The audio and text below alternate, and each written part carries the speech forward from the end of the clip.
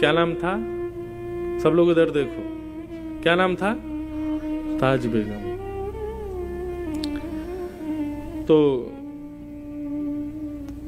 पहली बार दर्शन करने के लिए ताज गई हैं विराज।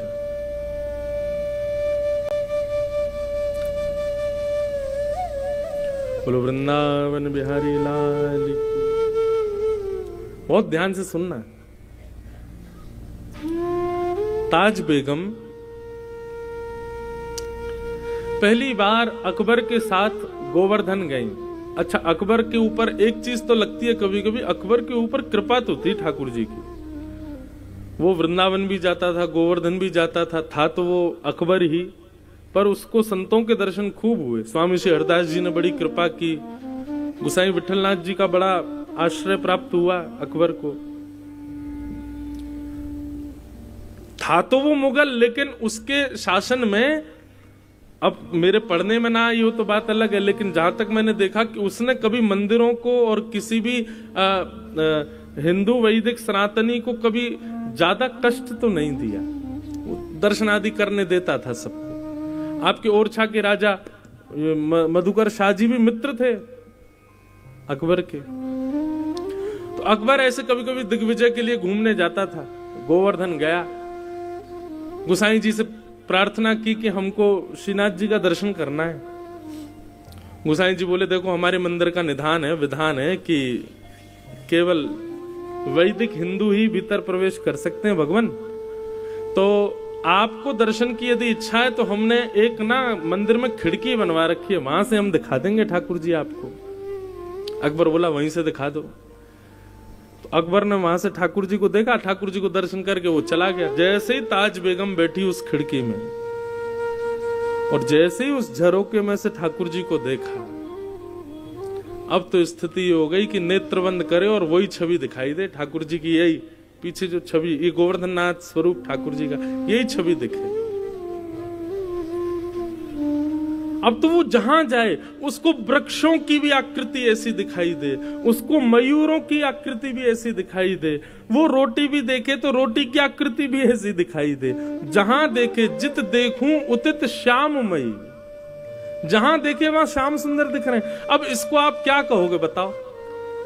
ताज बेगम का ना तो संग अच्छा, ना कुल अच्छा, ना परवरिश अच्छी, लेकिन फिर भी ठाकुर जी के प्रति प्रेम। इसको ये कहते हैं कि ताज बेगम नहीं गई है ठाकुर जी के पास, ताज बेगम का मन नहीं लगा है, ठाकुर जी का मन लग गया है ताज बेगम में। ये कहते हैं, इसको कहते हैं भगवत प्रीति।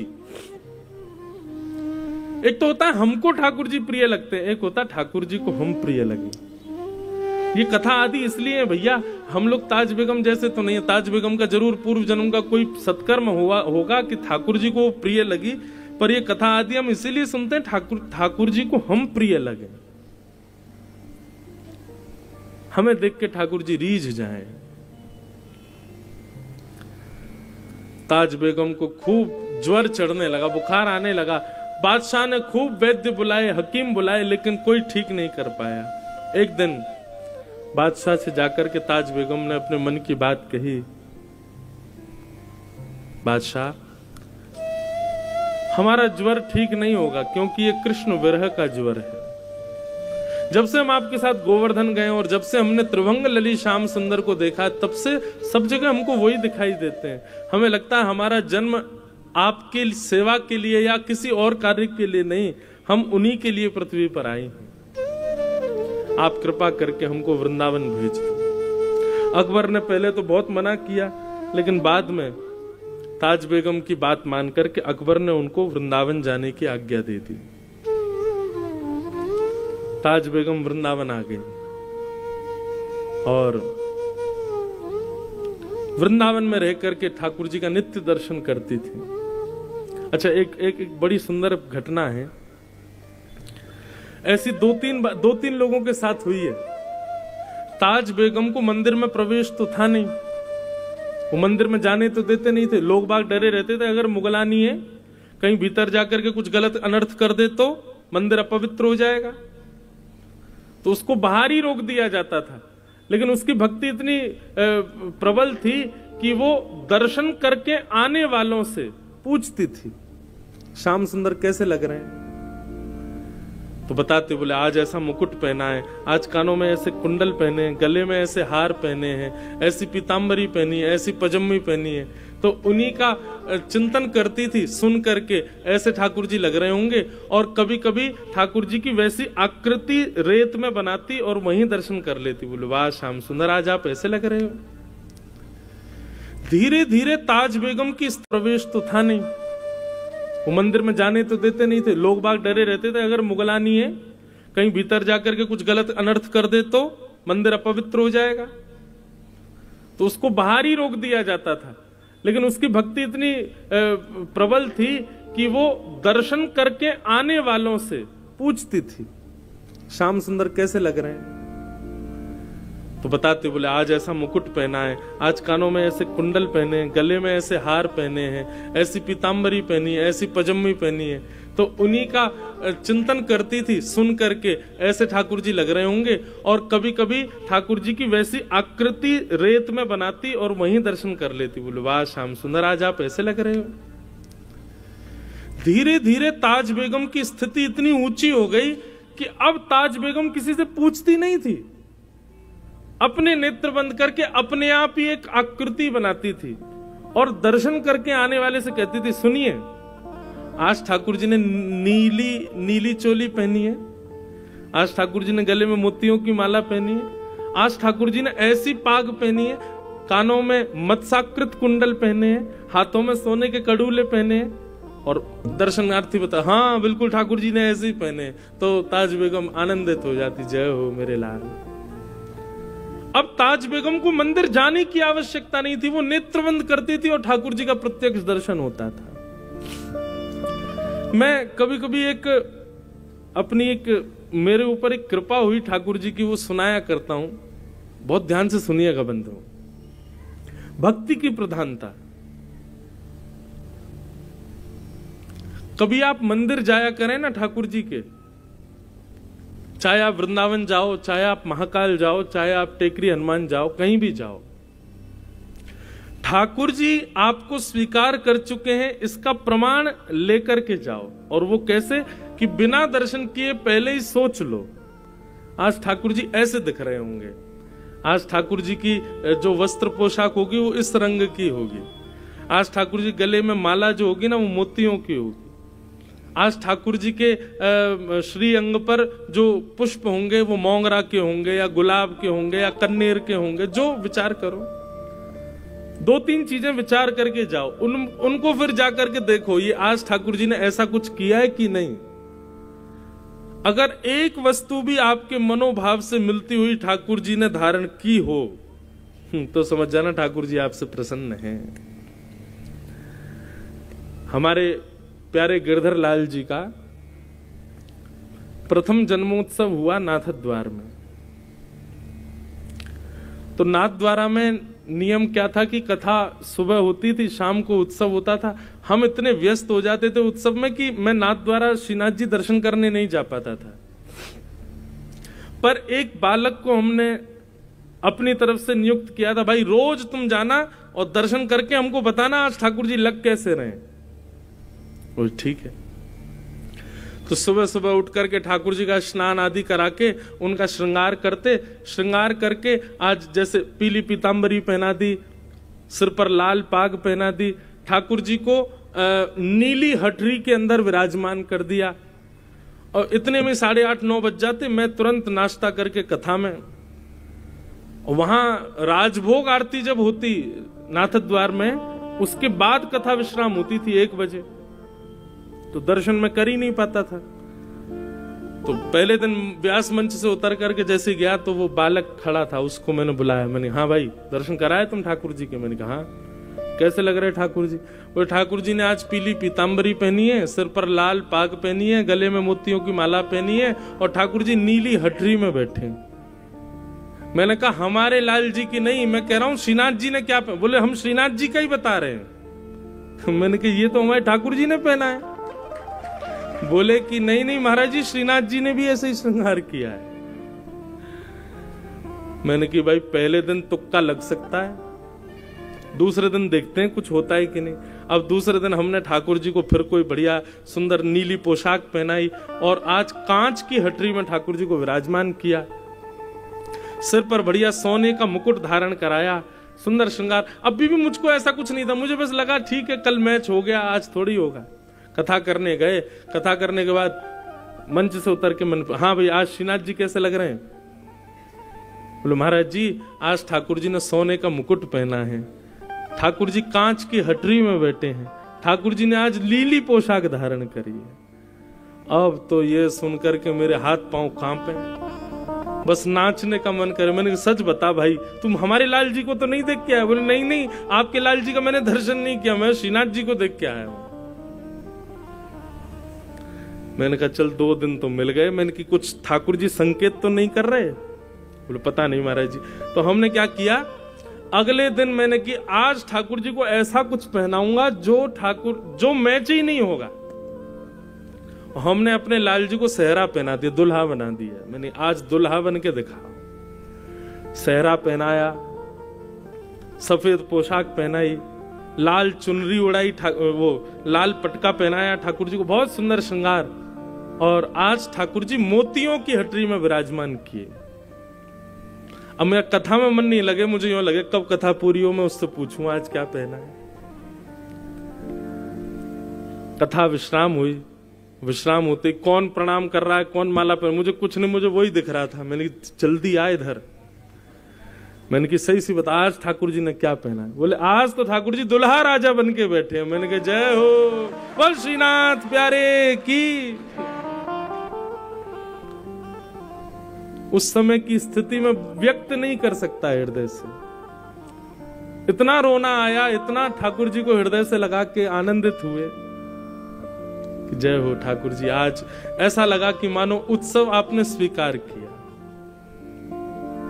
हम अपने ठाकुर जी का श्रृंगार करते और वो श्रृंगार अपने आप वहां श्रीनाथ जी का भी वैसा ही होता।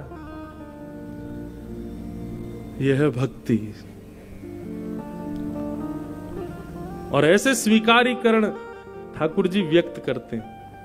तो आप कभी कभी वृंदावन आते हैं, पहले ही सोच लिया करो बिहारी जी आज अगर आपने ऐसा कुछ पहन रखा होगा तो हम समझ जाएंगे आप हमसे प्रसन्न हो। और सही माने संग में 2-3 लोगों को रखना संभालने के लिए, यदि आपने जैसा सोचा वैसे ठाकुर जी दिख गए तो हो सकता है अटैक भी पड़ जाए, आपको बच नहीं पाओगे। कई 2 लोग चाहिए होंगे, भाई हमको संभाल लेना तुम कैसे भी, क्योंकि लगेगा कि वाह ठाकुर जी आज तो श्रृंगार मानो मैंने ही किया है आपका। तो ताज बेगम के साथ ऐसा होने लगा कि पहले तो वो पूछती थी कि ठाकुर जी कैसे दिख रहे हैं और वैसी आकृति बनाती थी और उस आकृति का दर्शन करती थी। पर धीरे धीरे उसके मन में, अब वो जैसा मन में विचार करती थी और दर्शनार्थियों से पूछती थी कि ठाकुर जी आज ऐसे दिख रहे हैं क्या? सब कहते बोले हाँ ऐसे ही दिख रहे हैं। ताज बेगम खूब नाचती। ताज बेगम का एक पद है मुझे बहुत प्रिय लगता है, सुनो दिल जानी मेरे दिल की कहानी। मुगल थी ना इसलिए मुस्लिम शब्द है, उर्दू शब्द है उसके पद में। सुनो दिल जानी मेरे दिल की कहानी, तेरे हाथ हूँ बिकानी, तेरे हाथ हूँ बिकानी, बदनाम भी सहूंगी, सुनो दिल जानी मेरे। देव पूजा ठानी में नवाज हूँ भुलानी, तजे कमला कुरान तेरे गुणन गहूंगी मैं, सुनो दिल जानी मेरे दिल की कहानी, तेरे हाथ हूँ बिकानी, तेरे हाथ हूँ बिकानी, बदनाम भी सहूंगी, सुनो दिल जानी। नंद के कुमार कुर्बान तेरी सूरत पे, नंद के कुमार कुर्बान तेरी सूरत पे हो तो मुगलानी हिंदुआनी हूँ रहूंगी। सुनो दिल जान मेरे दिल की कहानी, तेरे हाथों हूँ बिकानी, तेरे हाथों हूँ बिकानी, बदनाम भी सहूंगी। सुन दिल जान सांवला सलोना सिर ताज सिर कूले दिए, सांवरा सलोना सिर ताज सिर कूले दिए, तेरे नेह दाग में निदाग हूँ रहूंगी। सुन दिल जान मेरे दिल की कहानी, तेरे हाथों हूँ बिकानी, बदनाम भी सहूंगी। सुन दिल जान। ये बादशाह अकबर की पत्नी ताज बेगम, उनका जो शरीर शांत हुआ ना, वो कथा भी बड़ी विलक्षण है। होली का दिन पूरे ब्रजमंडल में रंग धमार हो रही थी और ताज बेगम अपनी कुटिया में बैठे बैठे ठाकुर जी का दर्शन कर रही है। लेकिन आज के दर्शन में यह था कि सब दिख रहे हैं लेकिन उसको ठाकुर जी नहीं दिखाई दिए। बहुत ध्यान से सुनना।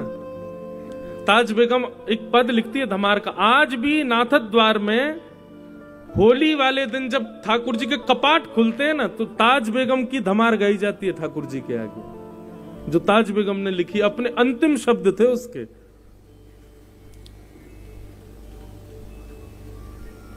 मुझे याद नहीं है पूरी धमार, पर बहुत बहुत अच्छी धमार है वो।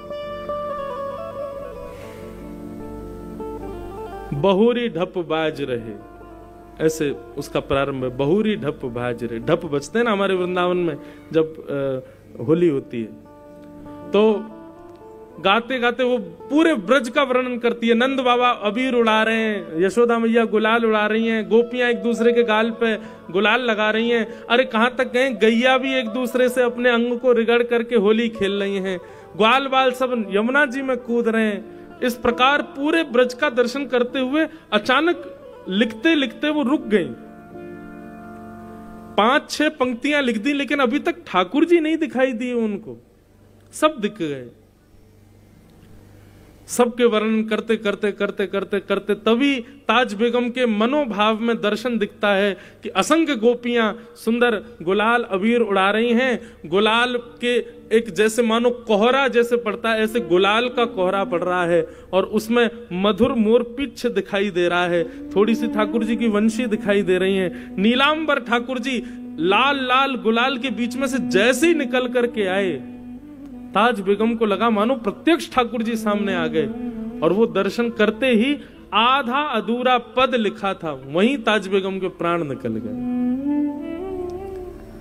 तो वर्णन करते हैं ताज बेगम अपना पद पूर्ण नहीं कर पाई और उनके प्राण निकल गए। तो जो अधूरी एक पंक्ति रह गई थी ना, उस दिन जिस दिन ताज बेगम के प्राण निकले, उस दिन आकाशवाणी हुई वृंदावन में और स्वयं श्री राधा रमन लाल जी ने अंतिम पंक्ति पूरी की। नृतत आवत ताज के प्रभु, गावत गीत धमार। ये ठाकुर जी की पंक्ति। सब रस चर्चाएं बंधुओं, सबके समझने के वश की बात नहीं, पर अद्भुत है।